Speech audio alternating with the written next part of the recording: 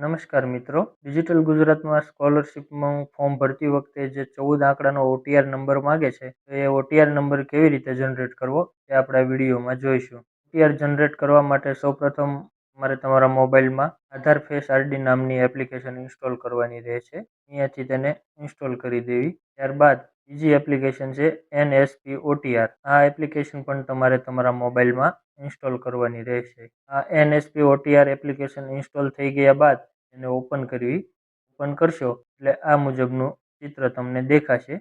તેમાં અહીંયા જે રજિસ્ટરનો ઓપ્શન આપેલો છે તેના ઉપર ક્લિક કરવું એટલે આગળનું પેજ ખુલશે.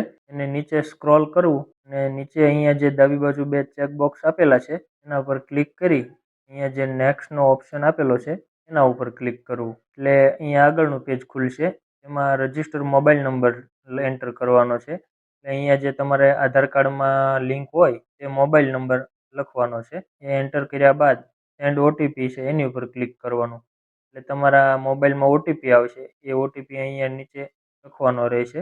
OTP લખ્યા બાદ અહીંયા જે કેપ્ચા છે તે કેપ્ચા આવી જશે અને એ કેપ્ચા અહીંયા નીચે બોક્સમાં લખવાના રહેશે અને કેપ્ચા લખ્યા બાદ અહીંયા વેરીફાઈનો નીચે ઓપ્શન છે એના ઉપર ક્લિક કરવાનું રહેશે. વેરીફાઈ ઉપર ક્લિક કરશો એટલે આગળનું પેજ ખુલશે. એમાં પહેલો જ ઓપ્શન છે આઈ હેવ આધાર, એના ઉપર ક્લિક કરવું અને અહીંયા નીચે જે આધાર નંબર લખેલો છે ત્યાં વિદ્યાર્થીનો આધાર કાર્ડ નંબર લખવાનો રહેશે. અહીંયા જમણી બાજુ નીચે ખૂણામાં નેક્સ્ટનો ઓપ્શન છે એના ઉપર ક્લિક કરવું. એના ઉપર ક્લિક કરશો એટલે આ રીતનું પેજ ખુલશે. એમાં સ્ક્રોલ કરીને નીચે જતા રહેવું. આ એગ્રી ઉપર ક્લિક આપશો એટલે આગળનું આ રીતનું ફેસ ઓથેન્ટિકેશનનું ઓપ્શન ખુલશે. તો અહીંયા ચેકબોક્સમાં ક્લિક કરી નીચે અહીંયા પ્રોસેસનો ઓપ્શન આપેલો છે એના ઉપર ક્લિક કરવાનું રહેશે એટલે આ રીતનું પેજ ઓપન થશે. તો એમાં વિદ્યાર્થીની મોઢા સામે કેમેરો રાખી વિદ્યાર્થીએ આખો કોલ બંધ કરવી એટલે એમનું ફેસ ઓથેન્ટિકેશન થઈ જશે અને ફરતી ફ્રેમમાં ગ્રીન કલર થઈ જશે એટલે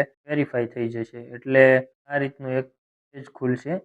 તો તેની ઉપર અહીંયા ઓકે ક્લિક કરવું. ઓકે કરશો એટલે જે વિદ્યાર્થીનું ફેસ વેરીફાઈ થઈ ગયું છે તેની આધાર કાર્ડ પ્રમાણેની તમામ ડિટેલ આવી જશે. અહીંયા તમે જોઈ શકો છો આમાં એ મુજબની એ ડિટેલ આવી જાય એટલે નીચે સ્ક્રોલ કરીને એન્ટર ડિટેલમાં મધર્સ નેમ છે તે વિદ્યાર્થીના માતાનું નામ લખવાનું છે, ફાધર નેમમાં એમના પિતાનું નામ લખવાનું છે. અહીંયા ઈમેલ આઈડી લખવાનું છે વિદ્યાર્થીનું. ઈમેલ આઈડી લખ્યા બાદ જે અહીંયા જમણી બાજુ નીચે નેક્સ્ટનો ઓપ્શન આપેલો છે એના ઉપર ક્લિક કરવાનું રહેશે. એના ઉપર ક્લિક કરશો એટલે બે સૂચના આવશે. એમાં અહીંયા જમણી બાજુ નીચે આઈ એગ્રીનો ઓપ્શન છે તેના ઉપર ક્લિક કરવાનું રહેશે. તેના ઉપર ક્લિક કરશો એટલે તમારો OTR નંબર જનરેટ થઈ જશે. આ પ્રમાણેની સ્ક્રીન બતાવશે. તેમાં તમારો 14 આંકડાનો OTR નંબર બતાવશે. આ નંબર તમારે ખાસ નોંધી લેવો. પછી દર વર્ષે જ્યારે તમે સ્કોલરશિપના ફોર્મ ભરશો ત્યારે દર વર્ષે તમારે આ OTR નંબર નાખવાનો આવશે. Thank you. આવા જ